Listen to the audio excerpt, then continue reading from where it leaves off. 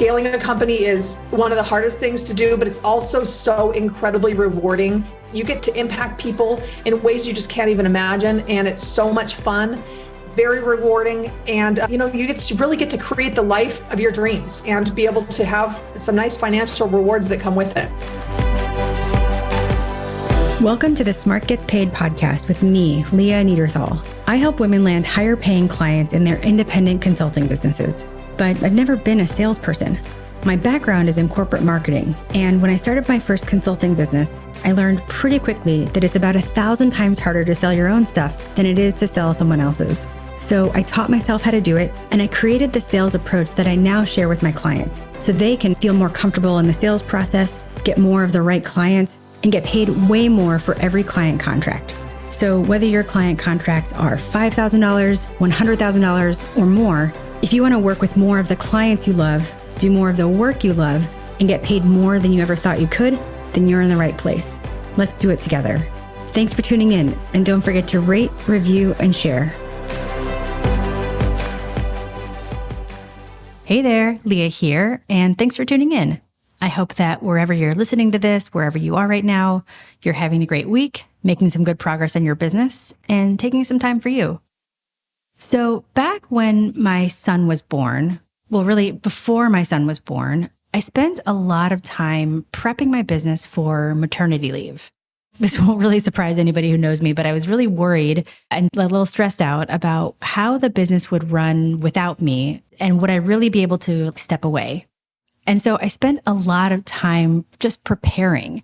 I mean, pretty much the whole time I was pregnant, I wasn't just, working on a baby. I was working on putting the pieces in place that would allow me to take maternity leave.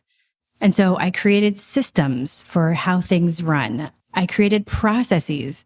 I brought on new team members, all with the hope that I could take some time off with the baby and my business wouldn't just totally die. And thankfully, I was able to do that. When I came back from maternity leave, I was really excited to see that, my business had not died. It was still humming. And I came back to a full cohort of women consultants who were ready to start my program. And I saw for the first time what it looked like when the operations part of my business kept humming without me so that I could just jump back in and do what I do in my zone of genius, which is the coaching part. And I realized what it meant to have parts of your business that were really hands off. And that's why I'm really excited to share my conversation with somebody who knows this intimately, Mandi Ellefson, founder of Hands Off CEO. Mandi works with people and teams to scale their consulting agencies to $1 million and beyond. Our approaches work really well together because while I focus on the sales part of growing a business, she focuses on the systems, people, and processes to allow founders to really scale well into the millions. So a while back, I invited her to come talk to members of the Academy about how to grow your business while managing your bandwidth. And in our prep conversations to that session, I just realized that our approaches just complemented each other really well. And I was like, you've got to come join me on the podcast. So then, as we're having our conversations for the podcast, as you're going to hear, it went in a direction that I really never could have expected about how men and women grow their consulting businesses differently. I mean, since my work is with women, it was even cool for me to hear what she sees when she works with men. So in our conversation, you're going to hear how men and women grow their consulting businesses differently. You're going to hear where women tend to get tripped up and also what slows men down. You're going to hear us talk about what we think is wrong with the coaching industry. And you're going to hear some of Mandi's story and why shutting everything down led her to where she is today. So even if you're not someone who wants to grow a consulting agency, even if you're a solopreneur and want to stay a solopreneur, you're going to find so many nuggets in this episode. Take a listen, and at the end, I'll come back and share a lesson you can apply to your business. Mandi, I'm so excited to talk with you today. Thanks so much for being here. The pleasure's all mine. Thanks for having me. So tell the good people, let's just dive in. Tell the good people what you do and who you work with. So I'm the founder of Hands Off CEO, and we've been around for a little over a decade. And what we do is we help consulting agencies, so consulting companies and agencies, to be able to scale their brilliance, scale their expertise, and be able to create multi-million-dollar companies that can run without them. I love that. And let's just dive into all the things, right? Scale is such a heavy word, not heavy as in sad or depressing, but heavy as in sort of loaded in this arena. How do you think of scaling? Yeah. Well, yes, it is a loaded term, and there's a number of reasons for that. We could go into it. One of them is that the term scale is used incorrectly a lot of times, and growth and scale tend to be swapped out a lot of times. And the reason why is because the word scale works really well to sell marketing services. And and I don't blame them for using that. You know what? If you find some buzzwords that are helping you make more sales, by all means, go for it, as long as you're doing it ethically. So you're saying that we've been fed this word scale by people who want to sell things that they say will scale, but not scale in the way that really is actual scale. They're usually talking about scaling marketing. They're usually talking about scaling leads and doing all that. But what happens is as your company grows and matures, you start realizing the word scale means something quite different, and realize that there's no amount of leads and sales that will grow your company if you have no capacity or ability to be able to serve clients at the same level and continue on without your head exploding. That's what solving that problem is, what scale is about. Right. The head exploding problem. Well, it's worse too with consulting companies too, because you start the company because you have some thing that you're good at, something you're brilliant at. Maybe you learned it in a corporate environment. Maybe you learned it doing it. You're figuring out your own way on your own in another business or some other experience. That's kind of how I got into it. But it leads you down this path based on what you know and what you can do. But the problem is that is tied to your time.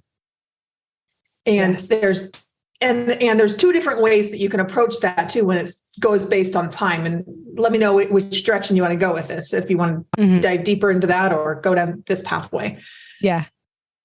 Well, I mean, and if you guys have been listening to this podcast for a while, if you've heard me say something similar, I mean, that's why Mandi's here, because when we connected a while back, or I guess reconnected a while back, everything that she was saying and everything that I say is so closely aligned. And so that's why I wanted to invite her here, specifically around this idea that she and I both see, which is the women that, like you said, have started a business based on your expertise, right? And it's around you and your mind and your time. The issue that we see so often is this belief that you and I are both sort of up against, which is, if I grow my business, I'm going to get too busy. If I grow my business, I'm going to get too busy. And so, Mandi's actually coming into the academy to talk about how to keep growing and managing your bandwidth. But I want to just give a little bit of of that here, because it's whether you can name that or whether you just have it as like this little, fear. It's something that's at play in almost everyone that I work with. And Mandi, the people that you work with too? Yeah, definitely. Definitely. It is a fear and it's real. And here's the thing is that it's true though. The belief that if I grow, I'll get too busy. It does happen. It does happen. And that's the typical approach. And the reality is that, in looking at this problem for over 10 years now within the company that's now Hands Off CEO, plus me experiencing this in my last company, which is what actually caused me to start this company by accident. The reality is as you're growing your company and you hit up against the scale point, you are going to be getting too busy and you will be working too much. And it's a growth transition like any other transition that happens in your business. There are these different levels. You think back about your last couple levels and what it took to get there. There's something that will take you to get to there. So you don't have to be there too long. But one of the things that I see happen a lot is that we expect that there should be no pain to be reaching our next level, but that's just not true. And we can be in that pain point in a relatively short amount of time to be able to scale to the next place. And you don't have to be there forever, but what I have discovered is that as humans, we're driven by pain more than anything else. That's just the reality. So sitting in that pain is actually what allows us to shift as a human being and the belief system that we have, so that we can adopt the new ones that allow us to expand at a new level and to be able to have a next level company that is not painful, that is fun, that allows you to enjoy a lot of like next level work and be able to support other people on your team and support your clients in new ways. But I think that there is I used to think that was unavoidable. That you could avoid it in some way, but I'm not sure anymore. Just from all of the hundreds of business owners we've worked with, I think that the pain is required to make the shift to what you really want. Yeah, I think you said two things I just want to sort of pull out here, and they're both so important. The first is that this belief that if I grow my business too much or too fast, then I am going to get too busy, right? The other thing that I think people don't understand or realize is that, I guess the follow-on belief is that I will be stuck there forever. That is an end point, right? Yeah. And especially, I work with a lot of women who have come out of corporate. They've done the corporate thing. They've grown their careers. They've already been in the hustle. They've already worked way too hard. Nobody wants to get into this again. And so I think it's this fear that I will be overworked and that will be my end point, right? And then the second thing is this idea that let's pause there for a second. That Sure. will be the end point. And that's why I think it's so important to talk about. It doesn't have to be that way forever. I mean, right. The overwork, if you get to a point where your bandwidth is being pushed a little bit, it's data. It's more of an indicator of where what needs to be addressed, right? Not an indication that you've done something wrong or this is as good as it's going to get. You can't go any further. I don't know. How do you think about that? Right. Yeah, I absolutely agree that it's feedback. It's sharing with you the feedback that you need to be able to make the shift. I completely agree with you. And I also think that it comes down to how long are you willing to sit in that before you reach out and get support from someone who really knows what they're doing. And there are some entrepreneurs that they'll put their head down and they will just grind it out year after year after year. It's insane. I will say men do that more often than women do. Men and women do grow their companies quite differently, and there are advantages and disadvantages to that. I think we'll get into that. I'm gonna put a pin in that. I want to talk about that. But I just want to point that out, though, just as a side note for the overwork, and because what happens is we get into a stage where the value of what we do, the value of our output is based upon the amount of hours and the actual hands-on work that we do. That's how a consulting company is usually started, a solo consulting company, and that's how you drive it. And you're driving it based on billable hours. Now, within that construct and that frame of operating, you can leverage. And what you can do is you can say, I'm going to leverage the amount of money that I can make for every hour that I work.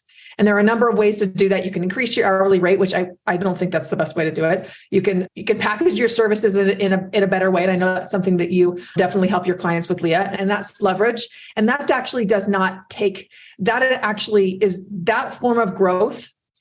You can get to about 350, 500, maybe 800 to 900. I very rarely see someone get to $1 million this way, but that's not scale. That still is a job, and it's a high paid job, but it's not a business where you're building wealth for yourself. And it's a distinction. Mm-hmm. Right. You've grown, but you haven't actually scaled as we are defining scale.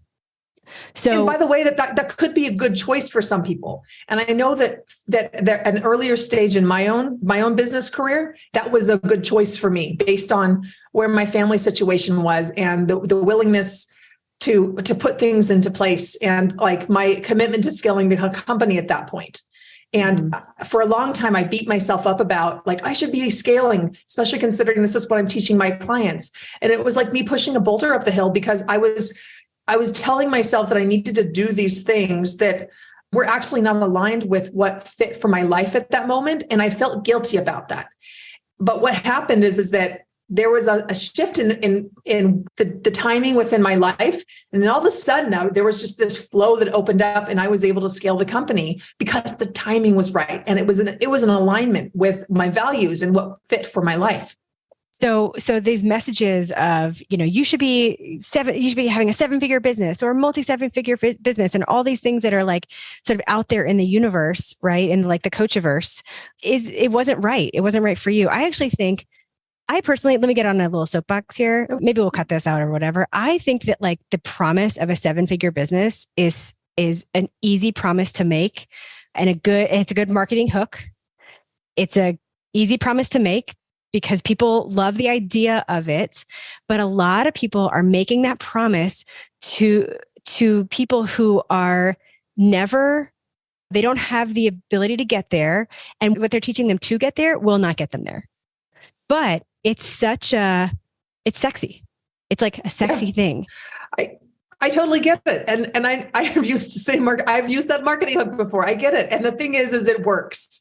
But I think the difference is based on, what you shared with me about your methodology and the ways that you think about, like, how do you leverage the price or, get more per value, but also how do you manage the bandwidth so that you can, as a CEO, sort of step away or step aside.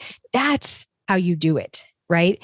Right. There are a lot of like people say, offering that hook, and the promise is like sell a $99 course or something. Oh, right. Well, that's a joke. That's not even a consulting company. That's a coaching company. And yeah. Right. Yeah. So anyway, go ahead.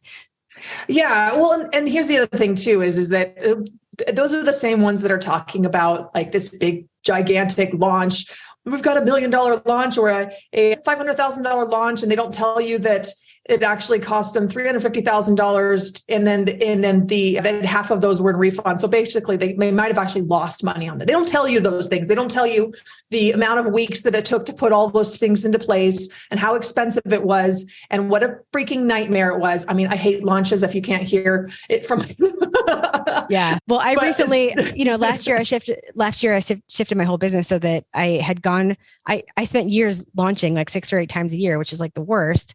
And now the program I run now, the Academy, there's enrollment on a rolling basis. And it's like, I'm not convincing anybody. If you see the value and want the value for yourself, like I'm here. And it's made my life so much better to just, do it, run my business that way and work with clients that way. I'm off the launch train. Yeah. Well, and I think for some people that business model works, right? But if you're going to go try to take someone who isn't an exceptionally good digital marketer and try to force them into this launching mode that creates all sorts of operational issues for your company, like it sells courses. Let's just say it sells courses. People are making money off of it. Maybe this is going off on a bit of a tangent, but don't you find that there's so much better ways that are more sustainable to be able to generate good quality consulting leads, good quality consulting business that require none of that craziness, just really simple, just having conversations with human beings? Absolutely. Having great conversations, teaching people how to think about you and your value, teaching people how you think about the work. And when I say teaching, I mean showing up in ways that potential clients could start to experience that. I think that a lot of the women I work with, and maybe some of your people as well, spend a lot of time being quietly awesome. And you can't get those, great conversations going that way. You have to be out there doing something, right? Be visible and start to provide value in a way that people, by the time they get on the phone with you, they know that you're the obvious choice. Yeah. I 100% agree with you on that. So 80% of the selling should be done before you get to the sales conversation. And absolutely, the hardest sale to make is actually getting somebody on the phone with you. Because you have no problem getting people on the phone with you, but they're very low end prospects that all they're going to do is just sit there and waste your time and use it as a free counseling session, which is just going to drain your time and your energy and make you think you suck at sales. Yeah, providing that value early on makes such a big difference about being able to make that sale. The real sale is just getting someone on the phone, though. That's really the biggest thing. That's what I've found. Yeah. I mean, there's clearly, there's more to the sales process, of course, right? You have to get approvals and you have to be able to navigate your client's environment to actually get the work sold in. But yeah, you say 80%, the stat I typically go is 90%, but the point is most of it. Yeah. Most of it. I would go with that too. Mm-hmm. Right. Most of it happens before you get on the phone. And so if you're not doing something to provide value, to warm, to let people go through that education process, they're going through it with somebody. Why not you? Right. And if you don't let them learn anything from you, then they can't learn anything about you.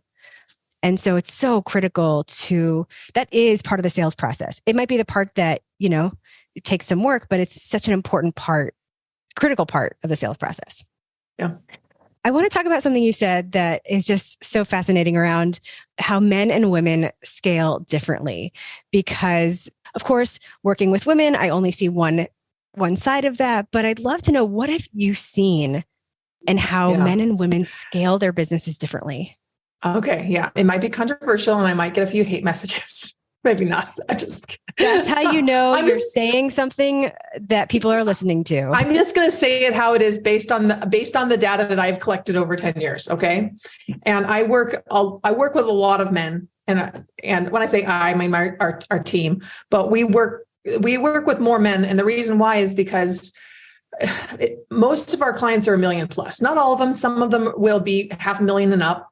But I see a lot of trends for where men and women get stuck, and they get stuck in different places, is what I've discovered. And for some of these different things, and what is stopping them is different as well. And I also am experiencing this from the perspective of being a woman and creating a 7-figure company and going through all the different stages up to that point. So 2% of women business owners will reach 7 figures. 2%. Not many, right? It was 3% before COVID. It got knocked down to 2% again. Wow. I'm sure you have so many theories and data on why that is. I have some data on why this is. And here's the number one reason. The reason why there are not more 7-figure women business owners is that they do not want it bad enough. Say more about that. Yeah. And I know that's a controversial thing to say, but that's what I have come to discover. Because here's the thing, is saying you want something and actually being committed to it are two different things. Going into a coaching program or advising program and even throwing money at that is different than emotionally getting involved and actually doing it and getting over the emotional hurdles to be able to do that. There are mindset things that come up. You gave an example of one of them, the belief that I'll get too busy. But there are all these self-worth issues that come up as you go through it. And the reality is it is a big mental game. And as women, we are very sensitive to when things are out of alignment. And men, they are not as sensitive to when things are out of alignment. And what they will do is they will just continue to mow on through it. And part of the reason why is how men are wired, that, they're providers, protectors in their family. They have their self-worth is driven based on how much money they can make for their family. In a lot of ways, whether you agree with that or not, the reality is on a societal level, they've been conditioned that way. Like, look back tens of thousands of years in evolutionary history, that is like how it's worked. Mm-hmm. And so when that's deeply ingrained, their self-worth is tied up in that. And their value of it. So them reaching a certain level, I see them getting to $1 million easier. And the reason why is because they want it more. Mm. And I think that it's because it's that box that they can check off that gives them that, like, okay, I'm worthy now. And then they get seriously stuck at $1 million. And run into all sorts of other issues that women can slide right through faster. So men will power through to $1 million and then get stuck there. Where do you see, if you can share? That's a gross generalization. Oh yeah. Okay. For all the listeners, these are generalizations, informed by experience and some data, but your Yeah. mileage may vary, right? So where do you see women getting stuck more often? Oh, I think women will get stuck a lot with self-worth issues around feeling like they can be the boss. Feeling like a real hesitancy to hold their team to account on things because they don't want to be a bitch, basically. I'll just say it. That's what, I actually came on a podcast from Vanessa Shaw. Her podcast is called Get Rich Without Being a Bitch, and serves a women audience. And that's one thing that she talks about a lot and we talked about on her episode because that's such a huge issue of if I do this, then this. And the reality is that strong, powerful women in our society are viewed as not as attractive. A lot of men don't find that as attractive. I know that me being very assertive, there was a smaller pool of men that when I was dating, because that would appreciate that in me. That's fine because I only needed one, right? And I've been married to him for 19 years now. But so there's that inner fear that no one even knows is there. People don't even recognize this is there. But that's one piece. There's this expectation that we need to be nice and be the nice nurturers. So there's this value conflict that happens internally. Some of our natural gifts can be leaning more towards the soft nurturing side. So how do you be able to balance that with the requirements of running a company? How do you be able to grow a company in a way that actually is in alignment with your values? So I think that it's finding your leadership style so that you can show up in a way that you are of service, that you're caring, and also that you can hold people to account on the next level. And what I've discovered that it helps women make that shift are big breakdowns where you realize never again, where you have something and people show up in a certain way and it causes such a breakdown for your clients, or it causes such a breakdown for yourself. Usually it's yourself, and realizing that you have to jump in and take care of all these things because your team is not showing up in the way that you need them to. And it really comes down to how we're holding our team to account, the structures we put in place to hold our team to account. And I know I've had resistance to that for many years because of internal things that I would be this certain way, or really at a level of maybe even self-worth, maybe even feeling who am I to show up this way? And especially I started consulting in my 20s. So I was always a good 10, 20 years younger than most of our clients and people that I employed as well. Yeah. Well, and we should say also that, much like what you said about men and their drive to, provide and all of that, and how conditioned it is and many years, same thing with women, right? All of this is conditioned. If you are assertive, does that mean you are a bitch? No. But does it mean that other people won't see you that way because, the society sort of conditions that thinking? Also, no. And so it's just, I think what I hear you saying is the degree to which you're willing to push against that, move through that, do what's necessary despite that is sort of a key indicator for how successful you'll be growing and scaling. Yes. And just generally how successful you can become in your business just in your life. Just in general, right? Just in your life. Just in your life, because, we have internal programming that happens as we're growing up and in school and all that. And there are things that are put upon us in families, in our whatever upbringing that we've had. But also there is the most important thing to also realize is on a deeply innate level of who we are, we want to work with who we are and who we naturally are and not work against it. So knowing who you are is very helpful for that, but also understanding too, that for you to be able to accomplish a new level in your business, you actually have to change to become a different person. And I think that that's so important, to remember and not also fight against, right? Because what you were saying just now about the breakdowns, right? We could see the breakdown as some sort of emotional failing or a business failing because things are not working the way you want, or, I should have held it together. Or we could also see them as a necessary step because in the breakdown, something is really changing. Oh, I love how you put that. I mean, it's what a gift, really. If what you've seen is that, I love when you say, what really changes things is a breakdown. When you first said that, I was like, ha ha ha, that's so funny, hashtag women having these breakdowns. But now that, with a little more explanation, I think that what a gift, what a gift to have these moments where something really changes inside. Yeah. Well, and here's the other thing too, is like the massive gift of what I realize is most women need to have the alignment in place to be able to scale. It is absolutely a requirement for them. And like I was saying, men will be able to, they'll kind of be numb to it, and they'll see a lot of external symptoms showing up and think that the symptom is the problem, but it's not. They won't even know that it's an alignment issue until it's creating such a breakdown in their life that they have to deal with that. And I actually think that I was really thick like that too. And that's what happened starting this business. Like my whole business and life was just kind of crumbling around me as I was just weeks away from giving birth to my second daughter.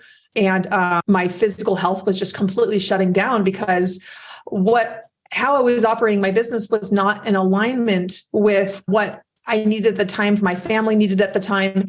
And I was experiencing a lot of physical symptoms, like I literally couldn't use my arms. Like I had such a breakdown in my overuse issue with my arm. I had to go to an acupuncturist to help me, to support me with that. Oh my God. This is weeks before giving birth to my daughter. And I had just moved across the country for my husband's medical program. And we could have used the extra money, let's just say, yeah. And I just had to shut everything down. Yeah. And it was the right choice that I did at the time.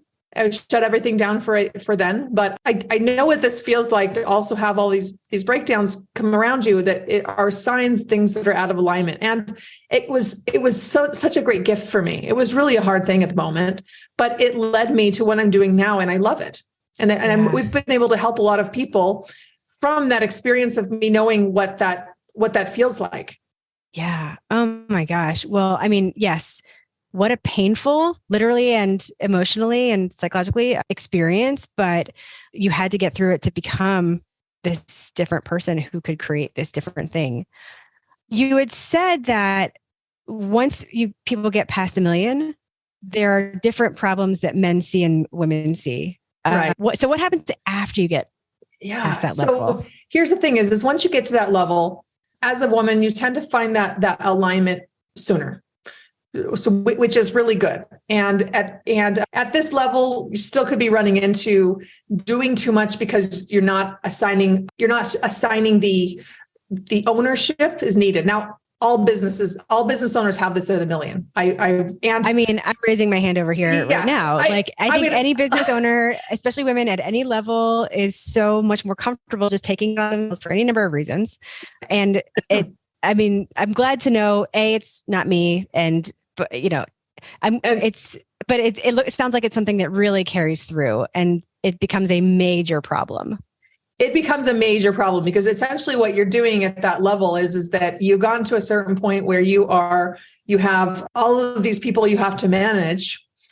Oftentimes you don't have a manager in place yet because, maybe cash flow issues, not knowing what you had to have in place, for a number of reasons, you don't have a manager in place yet.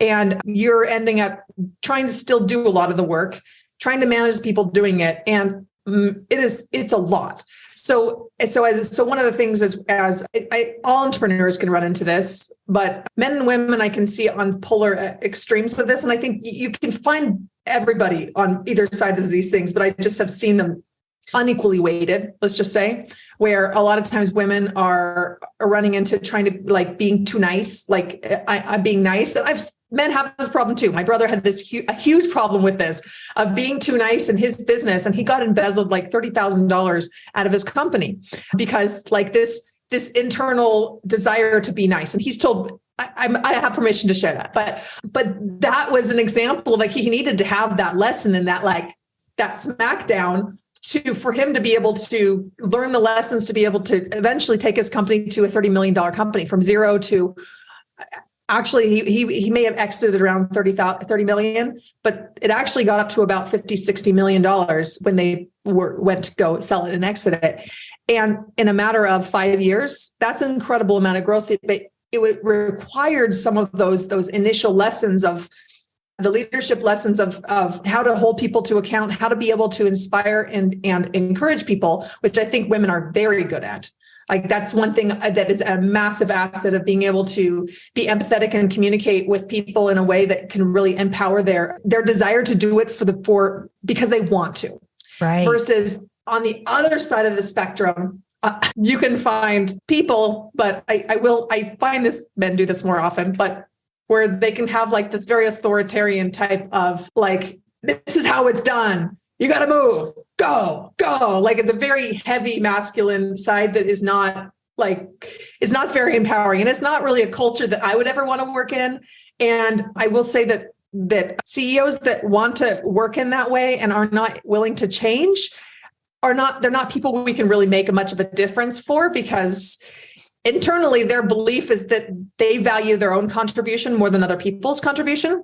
So that belief gets like just spewed out onto their whole team in a very toxic environment.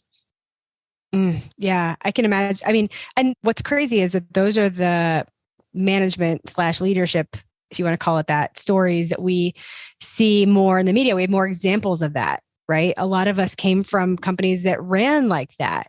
And so, and we don't want to get anywhere near acting like that. Meanwhile, what I hear you saying is it's not really, from what you've seen in the data or your experiences with the women, the people that you help, you're not just about to become a bully boss, right? You're going to naturally flow into this more demanding leader, right? Because what's more natural to a lot of women that I work with and you work with is we can empower people. We can, inspire people. So it's so fascinating how that starts to play out when it gets on a bigger stage of the company. Right. Well, and the other thing about this is that there's a belief that you need to manage people. There's a belief that I have to act that way in order to get results. And I'm not willing to act that way. So I'm not willing to grow my company because it's out of alignment with who I am. It's a value conflict. And that's a very logical conclusion to come to in a very like emotional level that you're not even aware that is happening behind the scenes. But like you're saying, it doesn't have to be that way. And what I have found that makes the biggest difference, I found this personally and experienced this myself on multiple levels. And this is not something you just fix one time and then it just like it's all done. We never have to address this again. No, this is something you address on a weekly basis, right? When you're having, a weekly meeting with your team and you're going over your strategic objectives for the quarter. That means you actually have to have a plan for the quarter, which means you have to have a plan for the year, have to have core values and a mission that you're managing against, right? So, but when people show up and they haven't done the things that they said that they were going to do the week before, now you can manage an agreement that you said that you would have this done and this is not done. That's a way to manage an agreement instead of like, you didn't do this. There's some flaw, some character flaw in you. So you don't have to manage the person. You can manage to an agreement that you have. And then it makes it a clear-cut way to make decisions without having to be as emotional about it. Yeah. Oh, I love that. Well, it's, as you said, not something you just start to do because you have to work backwards, right? If you have tasks, you also have to have goals. You have to have core values, all of these things in place. You just don't just hire a bunch of people and say, go do stuff. Well, and that's the thing is that it can feel pretty heavy to put all this stuff in place. And this is why being very clear about what you actually want to accomplish, whether this is a business that is to generate income for you and your family, and that's it. If that's the case, then you're just going to have support people. You're going to be in the middle and you're just going to be maximizing what you can do in a given hour.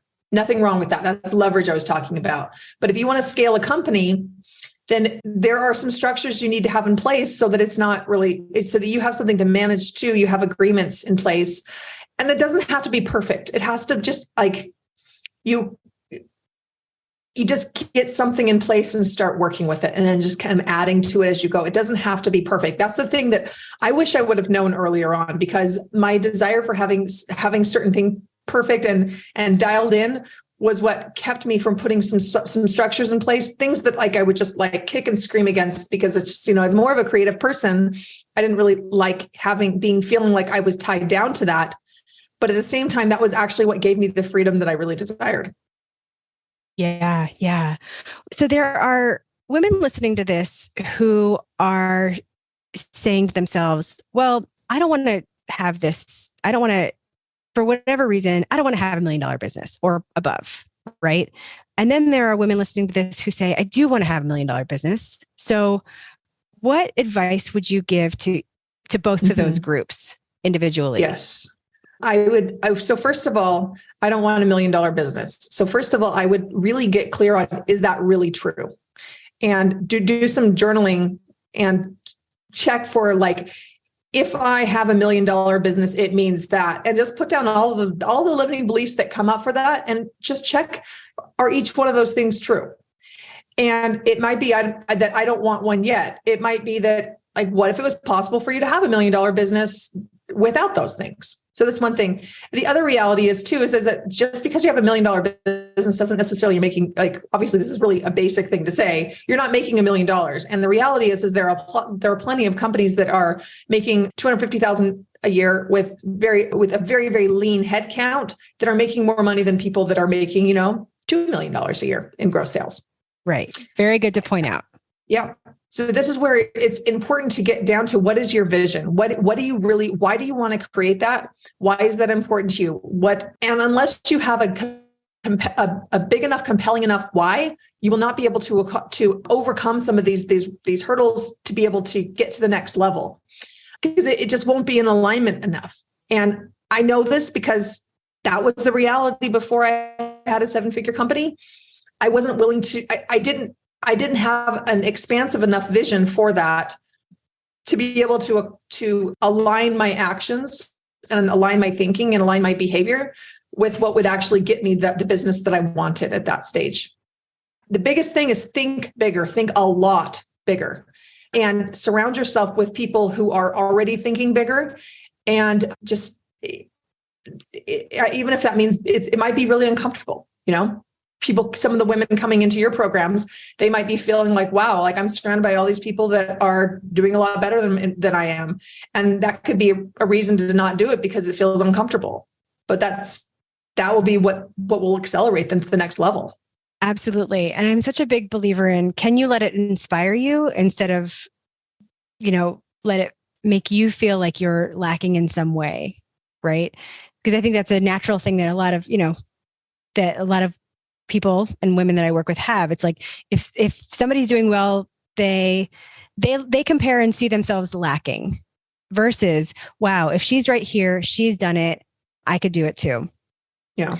But I think you're absolutely right. I mean, think bigger, not saying that everybody should have $1 million business, because like, as you were saying, it may not be right for you at this moment, but I'm taking think bigger as explore the beliefs that you have that tell you that you can't achieve, fill in the blank here, really shine a light on those, rewrite those so that you're not beholden to them. And then you can think bigger on any measure that is important to you: money, family, life, what have you.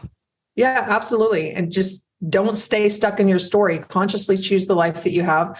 I know we've talked a lot about in this interview about just a lot of challenges, and it's been kind of heavy actually. So I want to actually leave with some real encouragement here, because the reality is that when you're aligned with this next level that you want, and when you have a great offer that is in demand that people want, you can actually create change very quickly in your company that if you find yourself working 50 plus hours per week, there are solutions to be able to get relief very quickly in a matter of weeks, like in a matter of just a couple of weeks. That's one of the first things that we do with our clients with this Find Time Now process. We find them an extra 10 hours per week to focus working on their business. So I'm saying is that when you're in the right place on it and your head's in the right place, you can really make change very quickly. Scaling a company is one of the hardest things to do, but it's also so incredibly rewarding. You get to impact people in ways you just can't even imagine. And it's so much fun, very rewarding. And, you really get to create the life of your dreams and be able to have some nice financial rewards that come with it. Oh, I love that. And thank you for, bringing us to a really positive place. So Mandi, where can people find you? So you can go to my website, Hands Off CEO. We have great resources there. You can go to our Hands Off CEO podcast. I also have a book coming out here shortly that you can just get on our mailing list, and we'll let you know when that comes out. I'm really excited about it, and it shares our whole model. So those are some places you can connect with me. Mm-hmm. Well, congrats on your impending book launch. Thank you so much. Thanks so much for being here and sharing so much with us. It's been my pleasure, Leah. Thanks so much for having me. All right. I thought this conversation was just so cool and insightful, and just a great perspective from someone who works across the entire consulting growth spectrum, from solopreneur all the way to large consulting companies and agencies. It was very cool. I mentioned earlier that Mandi came and spoke for our Academy members about how to grow your consulting business while managing your bandwidth. And in that conversation, she shared some incredible nuggets about how to actually do that so you can keep growing without getting too busy, without getting overworked, without getting back into that hustle culture. I think the coolest thing she shared was a step-by-step list of what types of people you should bring on to your team in which order as you grow your business. Like, who should be your first hire? When's the right time to bring on somebody who's a subject matter expert and can take on some of the work? That was gold. And so if you're in the Academy, check out Mandi's session and the list that she shared in the Academy portal under Grow. So huge thanks to Mandi for that. So there's a lot we can talk about here, but before I leave you with a lesson to apply to your business, I want to just call out one thing that Mandi said that I couldn't stop thinking about it since our conversation, and I kind of had a reaction to it. Maybe you did too. But it's that phrase she said that when it comes to getting to $1 million business or more, quote, men want it more. I had a reaction to just that idea that men want it more because they've been conditioned to be the provider, right? Just that phrase, like men want it more. Because if you say that men do what they do because of how they've been conditioned, then you also have to look at how women have been conditioned. Because women have been conditioned to put others first, to put their needs second, to be liked above everything else, to not really know our value or to devalue our contributions, and going back hundreds of years and still very much today. And if we're going back into history, women couldn't even have their own bank account in this country without their husband's signature until the late 70s. And of course, today, women take on the lion's share of household labor, childcare, emotional work. Like, if you think about it, who is dying to be the CEO of a multi-million-dollar business when you're also bogged down doing everything inside the home? So I don't think women have been conditioned that they can want it, right? That they can want $1 million business, that it's something that's even available to them. And so you can't really want something that no one ever told you was even available to you. So I do agree that how men and women have been conditioned totally impacts how many of each group would feel that growing a big business is something they want to do. And I guess an output of that is perhaps that more men want that, right? An output. But I don't think it's fair to say that fewer women want it without looking at why. So you just have to look at the inputs, not the outputs, if that makes sense. All right. I had to get that out there. And so I wanted to leave you with a lesson that you can bring to your business. And out of everything that Mandi shared, the thing I want you to take away is this: think bigger.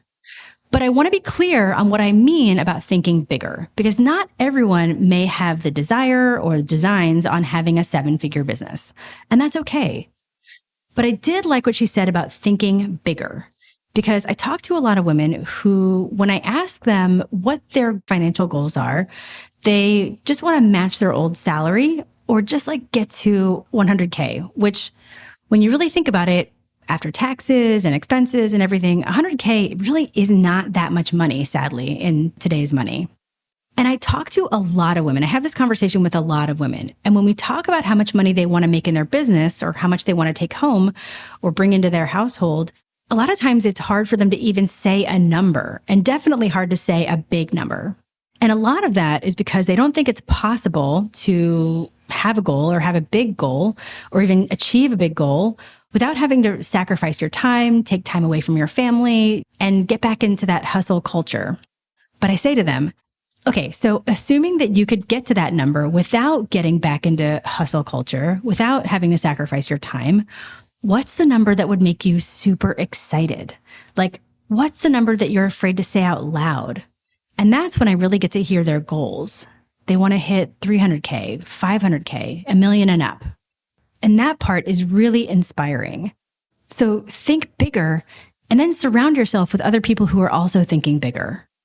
So a while back, we put on our virtual summer hangout for the women consulting community. And it's a great event. It's virtual, it's online, super fun, no pitch, just social, hang out. And as part of that, we did this thing where we asked women to think about how much money they want to make in the next year. Just, have that number in your head. And then we go to the chat and we say, comment below if your number is above 100K. Everyone in the room, virtual room, everyone in the room is like me. Okay, so then comment below if your number is above 200K. And most people say me in the chat. And then we do it again, above 300K, above 500K, a handful of people, above 1 million, a handful of people. And it's so cool to see that happen. People just stating their goals and saying it publicly, although, albeit in a safe space because it's a community of women consultants. But it's also incredible to see the reactions from the other women in the chat. They'll say, this is so inspiring, or you all are going to kill it, or you're encouraging me to think bigger. Because listen, no one is saying that you have to have $1 million business, but don't be afraid to think bigger and surround yourself with other women who are thinking bigger, because it's hard to get there alone, but it's easier when you go with others who are on the same path.